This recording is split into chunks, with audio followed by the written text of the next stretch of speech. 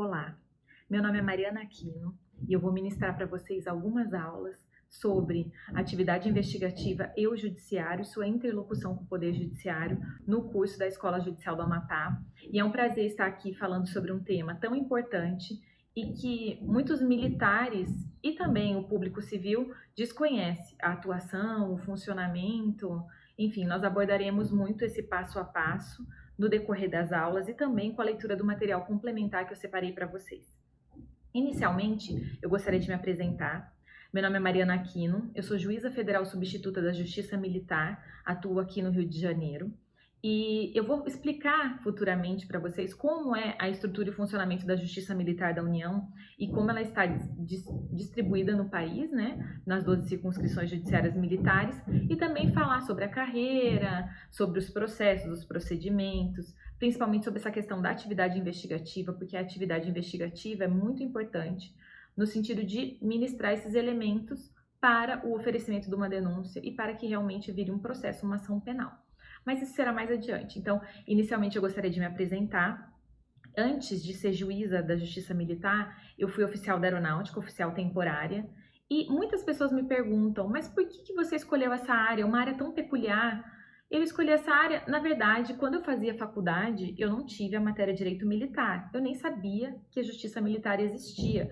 Na verdade, eu tinha certas dúvidas, né, de como era esse funcionamento, eu nunca tinha parado para pensar na Justiça Militar, de fato.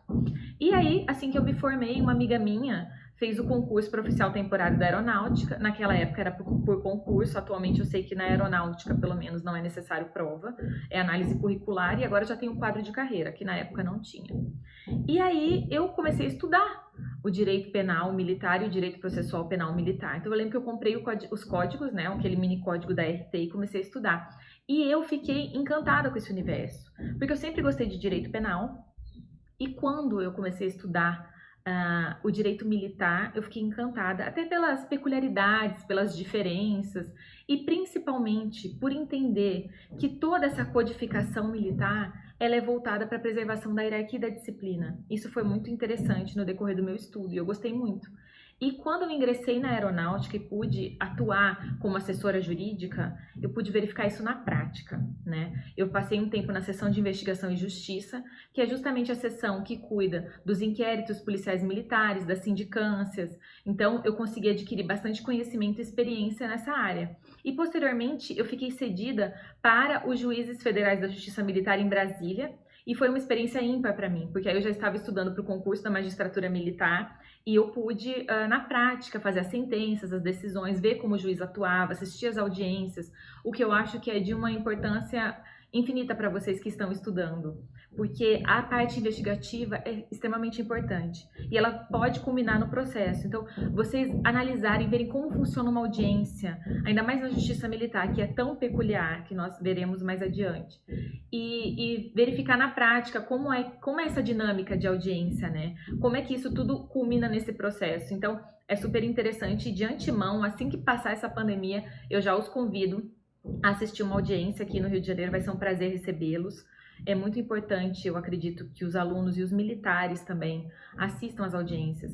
Quando eu ministrava aulas, quando eu era militar, para os cursos de formação de sargentos, os cursos de tarifeiros, os cursos de formação de oficiais da área da saúde, eu sempre levava os alunos para assistir uma audiência, porque após toda aquela explicação teórica, eles veriam na prática como é a audiência. Então é super interessante. E aí, a partir do momento que eu ingressei na aeronáutica, eu descobri como funcionava a justiça militar e que havia uma carreira específica para juiz federal da justiça militar, que é diferente do juiz militar, que é aquele militar convocado, sorteado para os conselhos de justiça, eu percebi que era isso que eu queria para minha vida.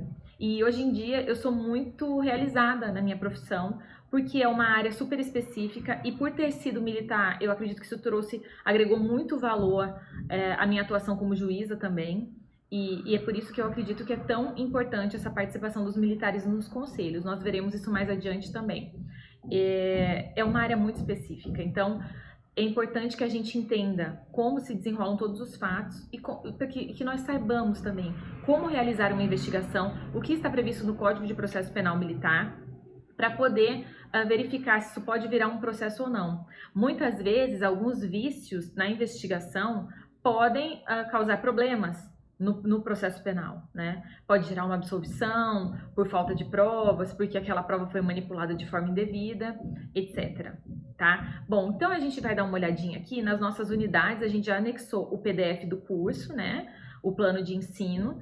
E eu queria falar um pouquinho para vocês do conteúdo programático. Então, eu sugeri várias leituras. O que eu gostaria sempre que vocês tivessem em mão nas aulas, quando a gente for fazer as aulas do Zoom, é o Código Penal Militar e o Código de Processo Penal Militar. Vocês podem acessar o próprio computador, ou tem os códigos que vocês podem comprar.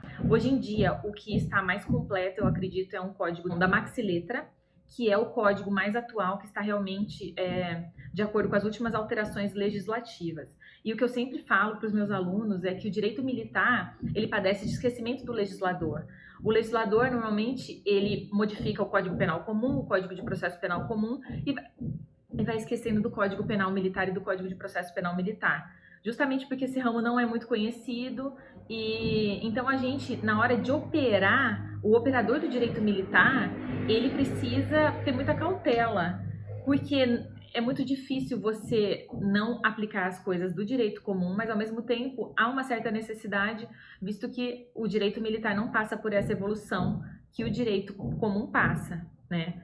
E nós tivemos duas modificações legislativas importantes nos anos de 2017 e 2018, que nós trataremos mais adiante, mas que foram recebidas até com uma certa surpresa, principalmente de 2017, por nós, operadores do direito militar, porque realmente o legislador nos esquece. Então, é uma atitude bem complexa essa interpretação da lei penal militar e da lei processual penal militar.